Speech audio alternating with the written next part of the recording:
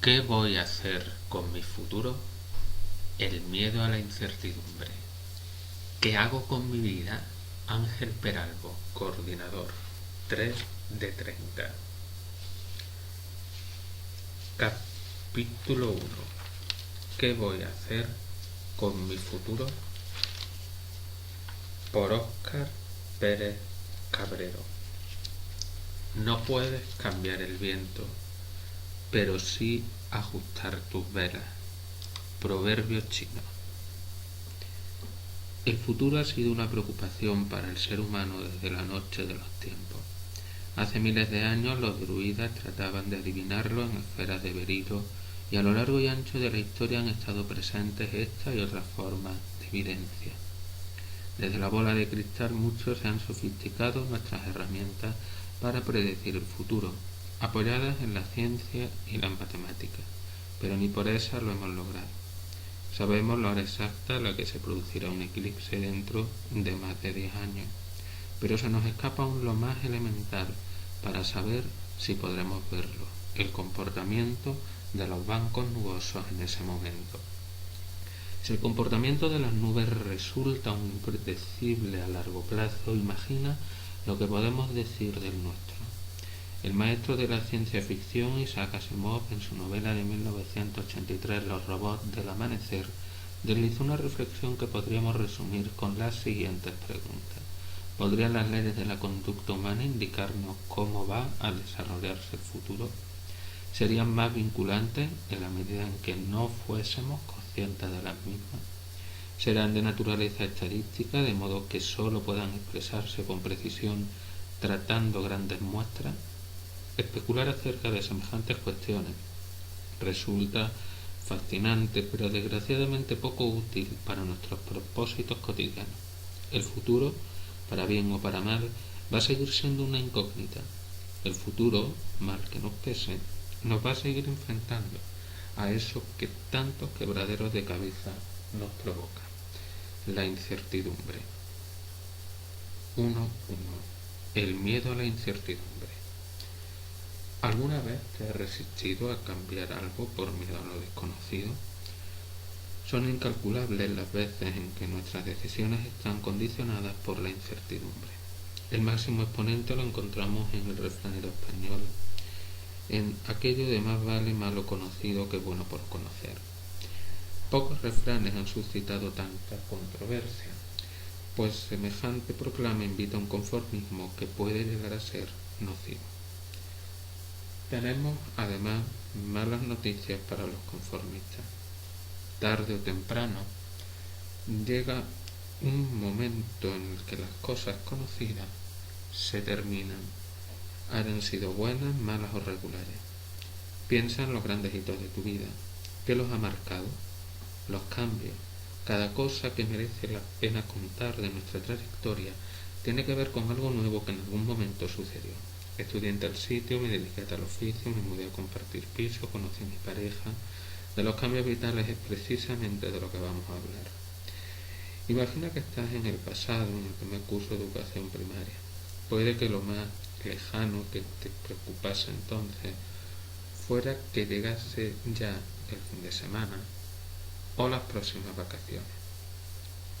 A medida que van pasando los cursos y vas madurando, tu capacidad de anticiparte al futuro se va incrementando, y de repente te encuentras a ti mismo preocupándote por el impacto de tus deberes o la nota de un examen tendrán en las calificaciones a final de curso.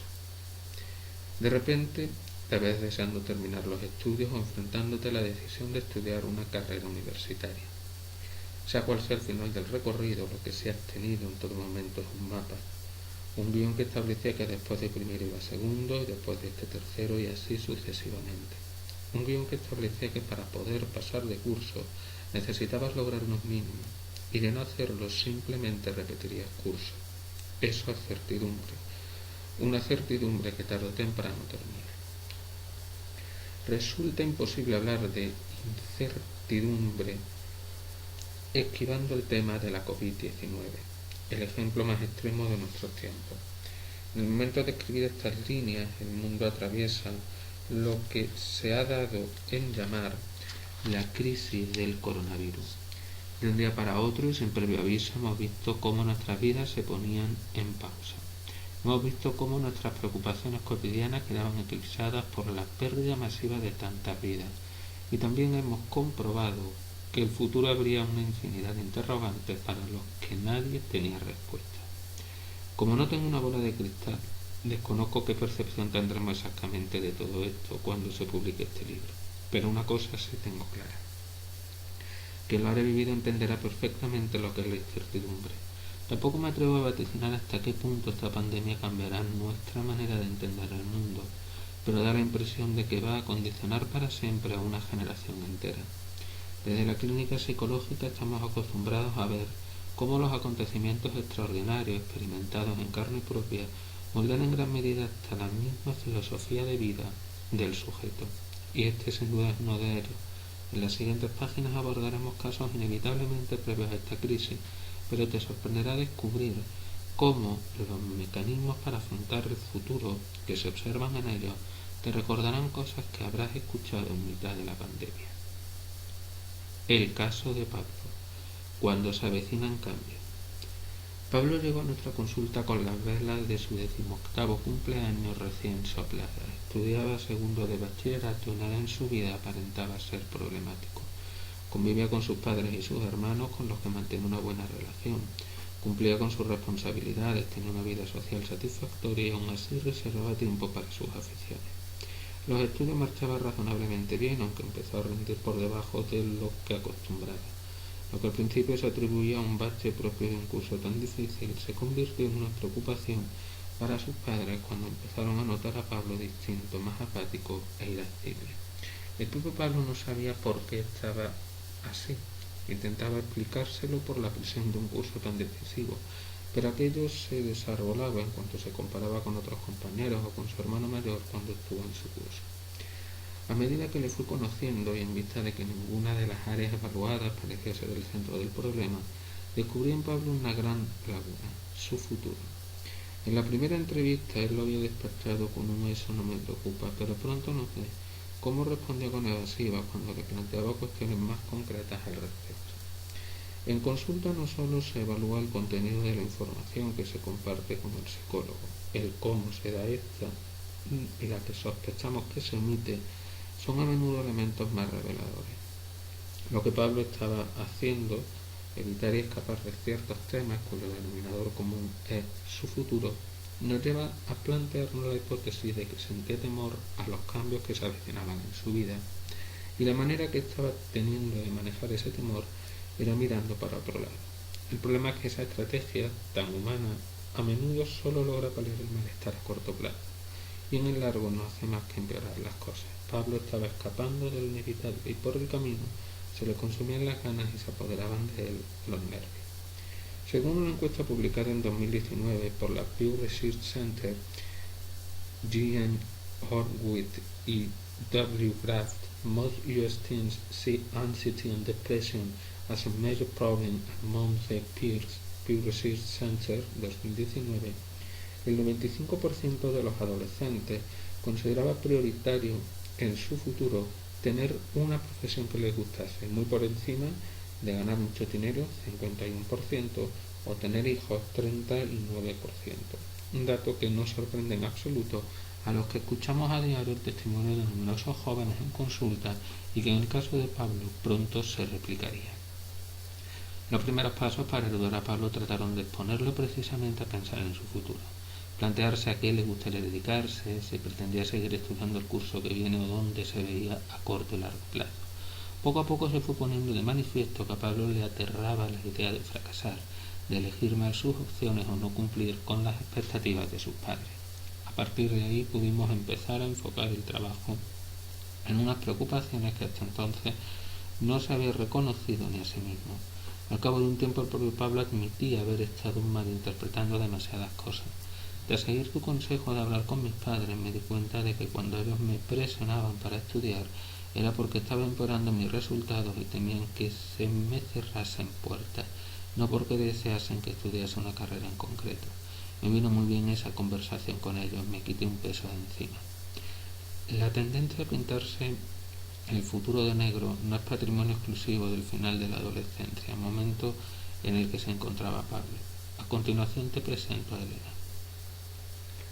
El caso de Elena, mirar al futuro y no ver alternativa. Cuando me entrevisté con Elena por primera vez bromeaba con que el motivo de su consulta era la crisis de los 30. El balance de lo que había conseguido a su edad y lo que le había gustado le generaba una gran frustración. Y cuando lo hablaba con su familia o amistades no lograba sentirse comprendida. A menudo la animaban a fijarse en lo positivo. Elena trabajaba en el negocio de su familia, donde tampoco le habían regalado nada. Empezó desde abajo y a base de esfuerzo y compromiso fue adquiriendo responsabilidades hasta convertirse en una pieza clave para la buena marcha de la empresa. A Elena, como decían, le iba bien y por eso sentía que estaba privada del derecho a quejarse, pero varios sí tenían motivos. Para empezar, nunca le había entusiasmado el negocio familiar. Empezó en él cuando era prácticamente una adolescente y pronto se aficionó a las ventajas de ganar dinero. En un momento dado la afición pasó a ser una necesidad, pues decidió irse a vivir con su pareja y a partir de ahí entró en una dinámica que la ligaba a la empresa de sus padres. Elena, más que ligada, se sentía atrapada en ella, pues no concebía un futuro fuera de la misma y le angustiaba la falta de alternativa. Existe una sensación ampliamente compartida por la gente a medida que avanza en edad que podría describirse como un cuello de botella. Cada decisión, cada año invertido en tal o cual cosa, va llenando el recipiente, de tal modo que si en algún momento queremos cambiar el rumbo volcándolo para sacar lo que hay dentro, nos encontramos con que se forma un tapón. Afortunadamente esto no va más allá de ser una metáfora, pero las metáforas a veces las carga el diablo. Las metáforas son útiles para simplificar aspectos de la realidad que resultan difíciles de explicar, cosas que hacen a costa de limitarla, por lo que no conviene dejarse llevar demasiado por ella. Si te sientes bloqueado por las circunstancias, te interesa ser crítico con tu manera de enfocarla. Elena no estaba desencantada solo con el oficio en sí, sino con lo que suponía trabajar con su familia. Aunque estaba cansada de decirlo, el negocio monopolizaba las conversaciones, lo que hacía imposible que desconectase del trabajo. Eso mejoró cuando se fue a vivir con su pareja, Rafael Luis, pero se perpetuaba a diario a través del teléfono. Fue precisamente él quien la había animado a venir a consulta y quien ya le había deslizado una idea que ni se planteaba, la de cambiar de trabajo. Rafa cree que me llevaría mejor con mis padres y con mis hermanos si no trabajase con ellos, decía. Elena ni era conflictiva ni estaba desprovista de herramientas para manejar situaciones problemáticas, pero sí había llegado a un punto de desgaste debido a las dificultades derivadas de mezclar los roles familiares y laborales. Por más que nos resistamos a asumirlo, algunos cambios son inevitables y también hay otros que, aunque sean duros, resultan necesarios. Sin estudios superiores y sin experiencia en ningún trabajo fuera de la empresa familiar, Elena se veía sin opciones en el mercado laboral. Tras una década en el mismo sitio y con la trayectoria que había tenido, la idea de empezar desde cero se le atragantaba. Todo eran pegas, o más bien todo lo que veía eran pegas, por lo que comenzamos a trabajar en eso. Cambiar su manera de leer la situación fue el catalizador necesario para catapultar a Elena a los cambios que estaban por venir. Para empezar, la función que más le gustaba de cuantas asumía no requería de estudios superiores, y sí de destrezas que no son compartidas por todo el mundo. Era la función comercial. Explorando sus competencias, dimos con otra capacidad que ni mencionaba y que sin embargo le abrió muchas puertas. Su nivel de inglés era muy bueno. Elena a los 18 años había emigrado 2 años a Irlanda para ganarse la vida como au pair, aprendiendo el idioma, y en España lo seguía utilizando con ciertos clientes y proveedores. Precisamente estas interacciones constantes con profesionales le habían permitido hacerse con una red de contactos en la que gozaba de buena reputación.